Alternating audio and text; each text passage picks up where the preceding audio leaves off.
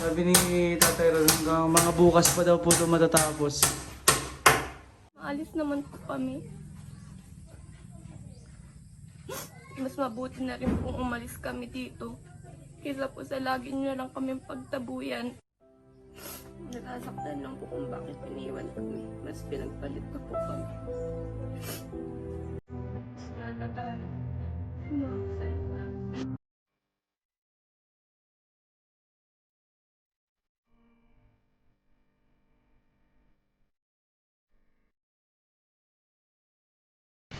Pagkakasama ko na lang yung aking buhay. Nakakatulong na lang sa akin. Magtanim hindi.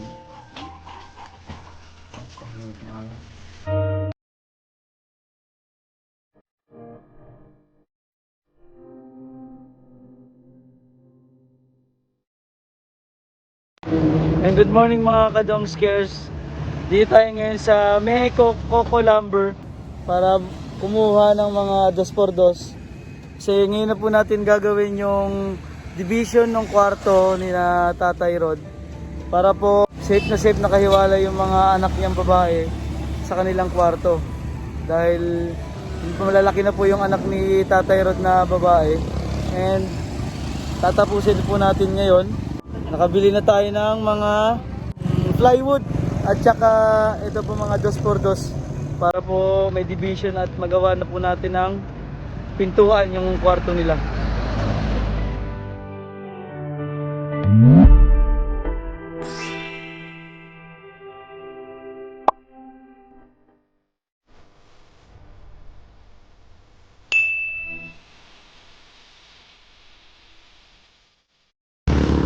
Ito na po, nakabili na rin tayo ng mga pako at saka lock ng pintuan para po sa mga anak niyang babae at kanilang kwarto na rin.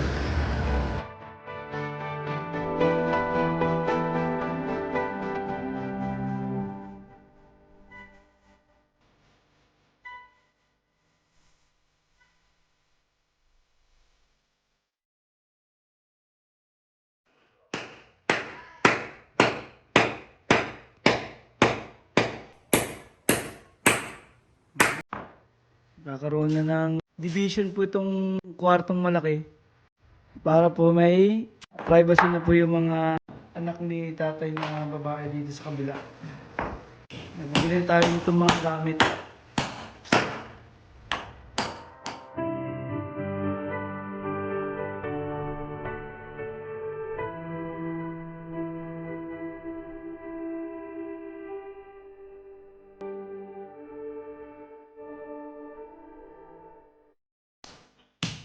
Yun, bumawala. Ay, salamat. Safe na. Mataas po itong mga kahoy dito hanggang dun. 8 feet po yung sukat. Tapos may gagawin din natin yung pinto. Baka ang paggawa po na ngayong araw daw ay ano muna. Frame o malalagay na natin yung laman? Ah, malalagay na po. Ako, ito na. Hindi lang tumatasik dahil yung ulo nitong takot na yun. Takot po na ito.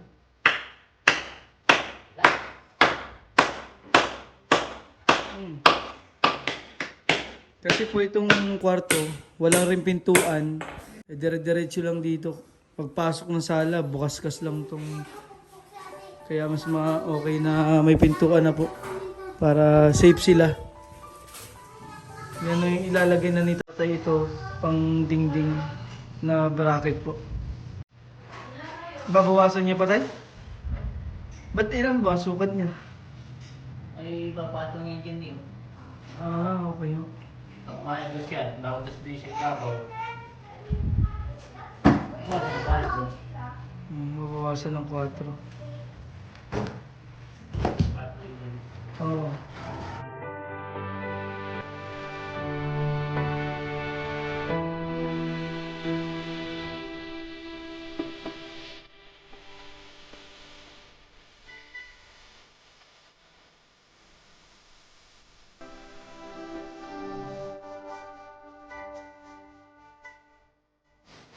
Ay, nakain pa lang. Ay, kumain na ako tayo.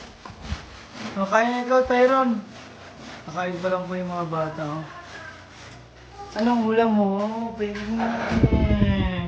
Ang daming ulam ni Tyron.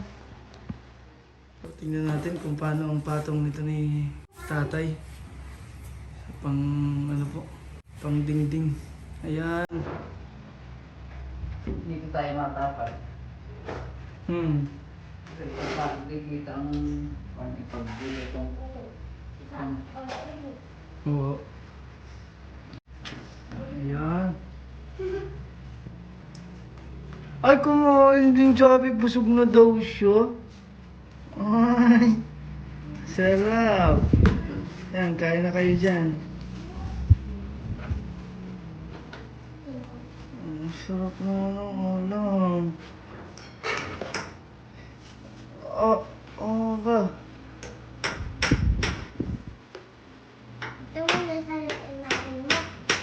Alin? Itlog muna? Bakit? Bakit itlog muna?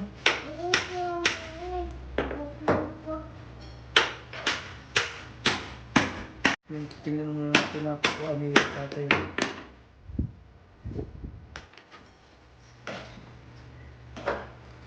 Para sa tatay ang ano yun? Ano yun? Pangan ko yung ganyan? hulog. Ah. Hulog ang tawag yan? Hulog? Hulog. Para ano pong nasusukat ng ganyan? Pantay ang... Para yung babata kasi pantay. Ah. Sarili niya pong gamit yan? Naik ang gamit. Hindi ka wala. Oo, naiwan sa... naiwan sa van. Ubos, ang pinaghihirapan. Ang dami. Galing sa Maynila, iniwan po lahat ng gamit niya sa van yun. Wala na pong nakuha kahit isang martilyo. Isang pako, wala na. Naubos. Ganun pala yan. Ayan, nakalawit na yan. Dito kung pantay dulo sa ilalim.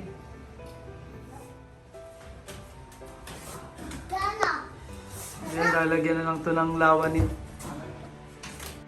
Pag nalagay na po itong taas, nalagyan na po ng mga bracket sa gitna. Sabay ipapako na yung mga plywood. Tapos ang divider. Tapos ang divider, pintuan ng sunod. Sabi ni Tatay Ron, hanggang mga bukas pa daw po ito matatapos. Sa kabila naman, gagawa na lang natin ito ng part 2 para makita na po natin yung kabuuan. Tsaka yung pinto.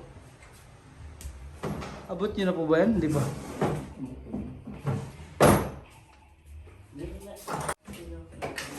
Parang malayo pa yun, Tay. Idikit nyo pa ng konti kaya. Abot nyo na? Malaglag kayo dyan. Yun, ayos na. Tayo sa sisiw natin, wala na naman nabawas na. Ayos na. Yun, dire-diretso na siguro po yun, ano? Maaari na dapritahin yung mga brother. Ilang araw pa lang po yun? Ang gusto na wala. 12 days. Ayos, pwede na palang prituhin.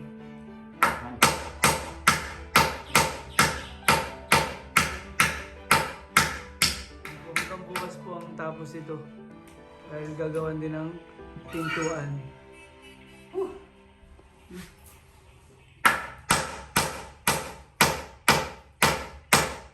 May part 2 po ito. Papakita ko po sa inyo sa part 2 yung ang tapos nitong division at yung pintuan po.